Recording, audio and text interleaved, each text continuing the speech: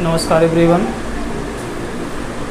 मैं doctor Aryan Singh, assistant professor, Rambachan Yadav स्नातकोत्तर महाविद्यालय खुरासो फूलपुर आजमगढ़ से।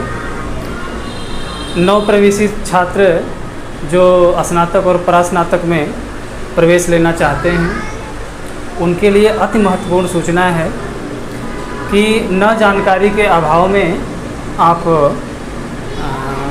एडमिशन से वंचित हो सकते हैं। तो सबसे महत्वपूर्ण सूचना है कि रामबचन यादव स्नातकोत्तर महाविद्यालय खुरासो फूलपुर आजमगढ़, जो संबद्ध महाराजा सुहेलदेव राज्य विश्वविद्यालय आजमगढ़ से है, इसमें जैसा कि नोटिफिकेशन के द्वारा महाराजा सुहेलदेव राज्य विश्वविद्यालय आजमगढ़ द्वारा यह नोटिफिकेशन जारी किया गया है कि स्नातक और परास्नातक में प्रवेश की जो अंतिम तिथि है वह है 31 अगस्त। बहुत महत्वपूर्ण सूचना है कि 31 अगस्त प्रवेश की अंतिम तिथि है स्नातक और परास्नातक के विद्यार्थियों के लिए, छात्रों के लिए। तो रामबचन यादव स्नातकोत्तर महाविद्यालय खुरासो फूलपुर में आपका स्वागत है। आप आज 29 तारीख है, कल 30 है और परसों 31 तारीख है। आपके पास केवल 2 दिन का मौका है, उस मौके से चूकिए नहीं। आप शीघ्र महाविद्यालय से संपर्क करके, कार्यालय से संपर्क करके आप अपना एडमिशन सुनिश्चित कर सकते हैं। महाविद्यालय द्वारा जो संचालित हमारे विषय हैं, तो स्नातक में कला संकाय, विज्ञान संकाय और वाणिज्य संकाय, साथ ही साथ परास्नातक में भी कला संकाय, विज्ञान संकाय और वाणिज्य संकाय है। अब हम आपको बता दें इस चैनल के माध्यम से कि हमारे यहाँ कला संकाय में कौन कौन से विषय चलते हैं, ठीक है ना।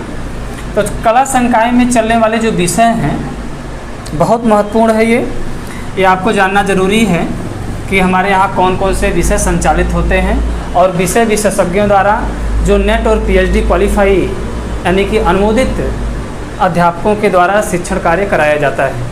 तो आपको बता दें कि कला संकाय यानी BA के अंतर्गत, है ना, BA में हमारे यहाँ कौन कौन सी विषय चलती है।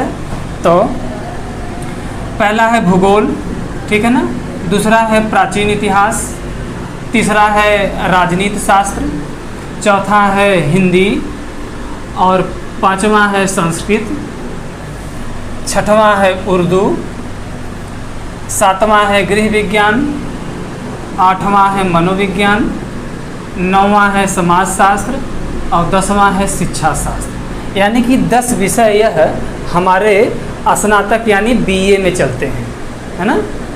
BA में यह 10 विषय हमारे संचालित किए जाते हैं विषय विशेषज्ञों द्वारा। साथ ही साथ देखें, इसके संबंध में आपको एक छोटी बहुत गूढ़ जानकारी मैं दे दूं कि स्नातक स्तर पर संचालित विषयों में कुछ कम्बिनेशन के विषय होते हैं जो आगे यदि आप B.Ed करने के बाद LT ग्रेड या TGT का एग्ज़ाम देंगे तो उसमें स्नातक में कम्बिनेशन के विषय मांगे जाते हैं। तो सबसे महत्वपूर्ण और सबसे अच्छी बात है कि महाविद्यालय द्वारा उन कम्बिनेशन के विषयों को संचालित किया जाता है ना। तो अब कम्बिनेशन के विषय कौन कौन से संचालित हमारा महाविद्यालय करता है, रामबचन यादव महाविद्यालय। अब देख लीजिए कि हमारे यहाँ 3 कम्बिनेशन के विषय हैं। देख लीजिए, बहुत महत्वपूर्ण जानकारी है। BA में हमारे यहाँ 3 कम्बिनेशन विषय हैं जो आपको आगे पढ़ाई में मदद करेगा। पहला है भूगोल, प्राचीन इतिहास, राजनीति शास्त्र। यह 3 कम्बिनेशन के विषय हैं।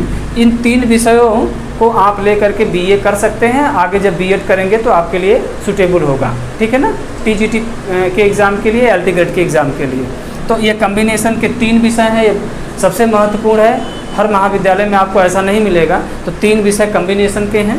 देखिए आगे चलते हैं। तो ये सामाजिक विज्ञान के ये 3 विषय कम्बिनेशन के हैं। चलिए साहित्य के विषयों में 2 कम्बिनेशन देखिए, इसमें है हिंदी और संस्कृत। 2 कम्बिनेशन के विषय हैं, हिंदी और संस्कृत आप BA में लेकर के पढ़ेंगे। एक कोई अन्य सब्जेक्ट ले लेंगे जिसे आप लास्ट ईयर में ड्रॉप कर देंगे। तो हिंदी संस्कृत का भी कम्बिनेशन बहुत अच्छा कम्बिनेशन है। साथ ही साथ देखिए उर्दू जो है खुद अपने आप में कम्बिनेशन है। उर्दू जो है खुद अपने आप में कॉम्बिनेशन है, गृह विज्ञान खुद अपने आप में कॉम्बिनेशन है कि तीनों साल आप गृह विज्ञान लेके पढ़ेंगे, तीनों साल उर्दू लेके पढ़ेंगे। और उसके साथ देखिए मनोविज्ञान, समाजशास्त्र और शिक्षा शास्त्र, यानी कि कॉम्बिनेशन के विषयों में अगर जो विषय छूट जाती है तो आप शिक्षा शास्त्र, समाजशास्त्र या मनोविज्ञान कोई एक विषय आप ले करके लास्ट ईयर में ड्रॉप कर देंगे, ठीक है ना। तो ये बहुत अच्छी बात है और बहुत सोच विचार करके महाविद्यालय द्वारा इन विषयों की मान्यता ली गई है। चलिए आगे हम लोग देखते हैं कि स्नातक स्तर पर यानी बीए में ये तो आपके 10 विषय हो गए, कॉम्बिनेशन के भी विषय में मैंने बताया। और यह जानकारी सभी नव प्रवेशी छात्रों को नहीं हो पाती है, और जो सब्जेक्ट चॉइस कर लेते हैं, गलत तरीके से कर लेते हैं, तो आगे चल के उनकी पढ़ाई में दिक्कत होती है।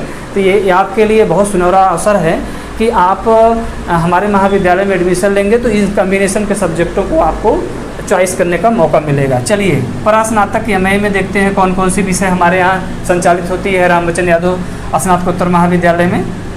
तो एमए में क्या क्या चलता है, देखिए भूगोल चलता है ना, गृह विज्ञान चलता है, मनोविज्ञान चलता है, शिक्षा शास्त्र चलता है, समाज शास्त्र चलता है ना, हिंदी चलता है, उर्दू चलता है। तो कितने विषय हो गए, भूगोल एक विषय हो गए, परास्नातक एमए की बात बता रहा हूँ।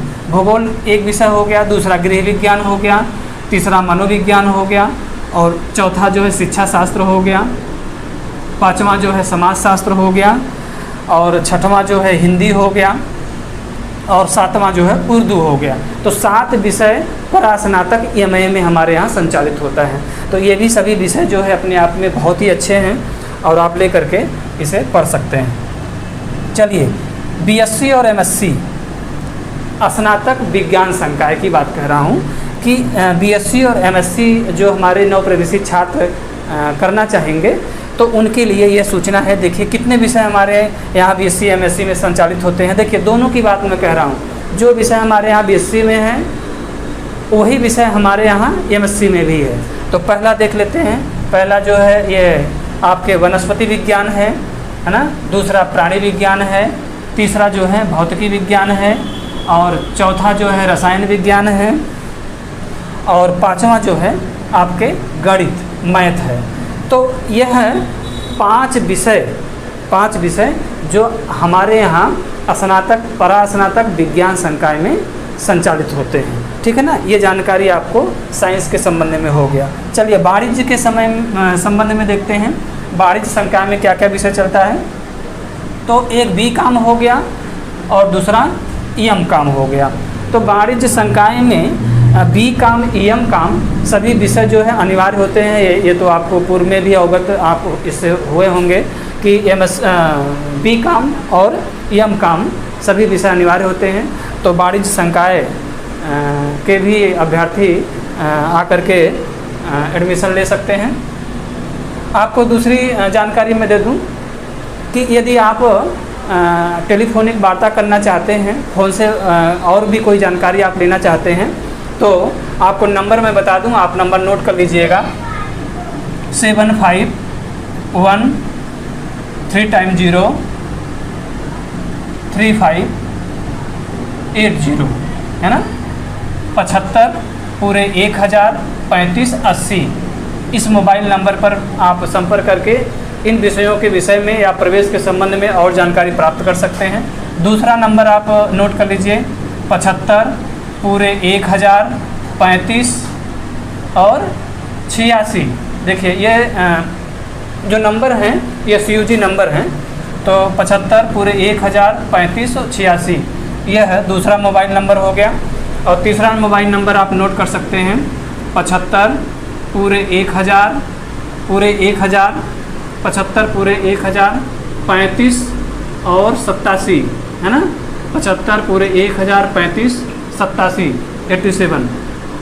और भी नंबर आप नोट कर सकते हैं 75 पूरे 1000 35 89 है ना, 89। 75 पूरे 1000 35 89। यह 4 मोबाइल नंबर है। इन मोबाइल नंबर पर महाविद्यालय में संचालित विषय के संबंध में, प्रवेश लेने की तिथि के संबंध में जानकारी आपको उपलब्ध करा दी जाएगी। तो आपको बताने का मुख्य उद्देश्य यही है कि 31 अगस्त ये अंतिम तिथि है। आप आइए, आपका स्वागत है, एडमिशन लीजिए। बहुत बहुत धन्यवाद, बहुत बहुत शुभकामनाएं।